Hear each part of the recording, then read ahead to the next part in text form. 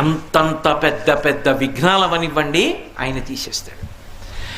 అది ఎంత పెద్ద విఘ్నం కానివ్వండి, ఆయనని తలుచుకుంటే మాత్రం ఇంకా విఘ్నం నిలబడదు, ఆ విఘ్నాన్ని తీస్తాడు. అందుకే ఒక్కొక్క దేవాలయంలో 2 విఘ్నేశ్వరులు ఉంటారు, 2 వినాయకమూర్తులు ఉంటాయి.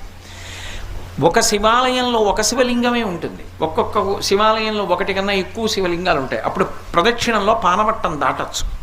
సరే, ఇప్పుడు శైవాగమానికి సంబంధించిన విషయం ఎందుకు, కానీ వినాయకుడు సాధారణంగా ఒక్కడే ఉంటాడు, ఉండాలి కూడా. కొన్ని చోట్ల ప్రత్యేక సందర్భాలలో ఇలా ఎందుకు పెట్టారండి అని మీరు అడిగారు అనుకోండి, వాళ్ళు చెప్పలేరు.